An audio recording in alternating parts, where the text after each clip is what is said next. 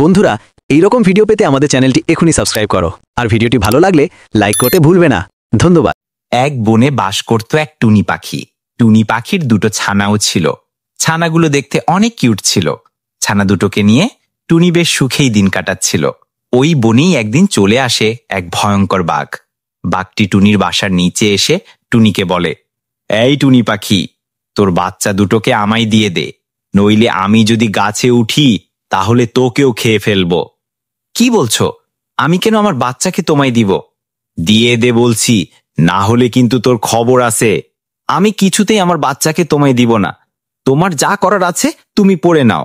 বুঝেছি, তোকে ভালোয় ভালোয় বললাম তোর ছানাগুলো আমায় দিয়ে দিতে, কিন্তু তুই শুনলি না। এখন দেখ আমি তোর কি করি। এই বলে দুষ্টু বাঘ তার মাথা দিয়ে গাছটি নাড়াতে শুরু করলো। জোরে জোরে মাথা দিয়ে নাড়ানোর ফলে টুনির ছানাগুলো মাটিতে পড়ে গেল। এরপর দুষ্টু বাঘ গর্জন করে টুনির ছানাগুলোকে খেয়ে ফেলল। দেখলি টুনি, কেমন বুদ্ধি দিয়ে তোর ছানাগুলোকে আমি খেয়ে ফেললাম।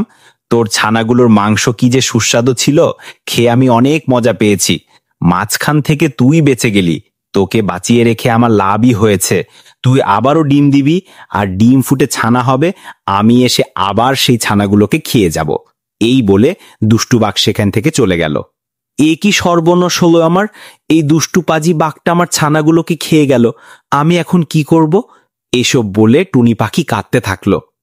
ভালো একটা বুদ্ধি পেয়েছি, আজ করে এই পাজি বাঘকে জব্দ করব। এরপর টুনি পাখি চলে গেল নদীর ধারে। সেখানে পড়ে থাকা একটি কুড়াল দেখতে পেল। কুড়ালটি পায়ে নিয়ে টুনি পাখি তার বাসায় ফেরত আসলো। এরপর টুনি পাখি তার বাসার গাছের ডালের ওপর সেই কুড়ালটি রেখে দিল। এর কিছুদিন পর টুনি পাখি আবার দুটো ডিম পারল। আমি তো আবার দুটো ডিম দিলাম, আর কিছুদিনের মধ্যে এই ডিম ফুটেও তো বাচ্চা বের হবে। বাঘ তো বলেই গিয়েছে সে আবার আসবে। এবারও যদি আমার বাচ্চা খেতে আসে, ওকে আমি দেখাবো মজা। এই বলে টুনি পাখি খাবার খুঁজতে চলে গেল, আর খাবার খুঁজে নিয়ে কিছুক্ষণ পর বাসায় ফেরত আসলো। এভাবেই বেশ কিছুদিন কেটে গেল। টুনি পাখির দুটো ডিম থেকে দুটো ফুটফুটে ছানা হলো। কি সুন্দর ছানা হয়েছে আমার!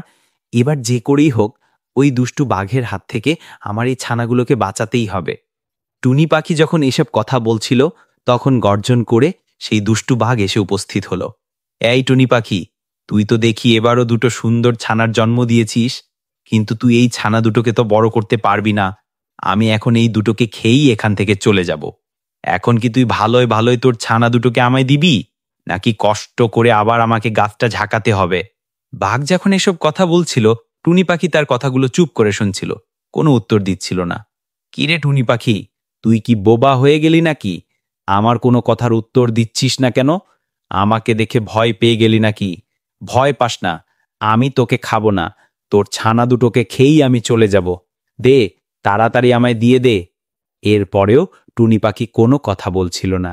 টুনি পাখির এমন চুপ করে থাকা দেখে বাঘ বলল, ও, বুঝেছি টুনি পাখি, তুই এবারও তোর ছানা দুটোকে স্বেচ্ছায় আমাকে দিবি না। আমাকে একটু কষ্ট করতেই হবে। ঠিক আছে, খাওয়ার জন্য এতটুকু তো কষ্ট আমি করতেই পারি। এই বলে বাঘ তার মাথা দিয়ে গাছটি ঝাঁকাতে শুরু করলো। জোরে জোরে গাছটি ঝাঁকানোর ফলে গাছের ডালে রেখে দেওয়া কুড়ালটি বাঘের উপরে পড়ে গেল, আর সাথে সাথেই বাঘের লেজের অংশটি কেটে দুভাগ হয়ে গেল। ওরে বাবা রে, ওমারে, এ কি হলো আমার! এই টুনি পাখি, এটা তুই আবার কি করে দিলি? আমার লেজটা এভাবে কেটে ফেললি। আমি এখন এই জঙ্গলে মুখ দেখাবো কি করে? আমার তো মান সম্মান একেবারে শেষ করে দিলি। এসব কথা বলে বাঘ সেখান থেকে চলে গেল।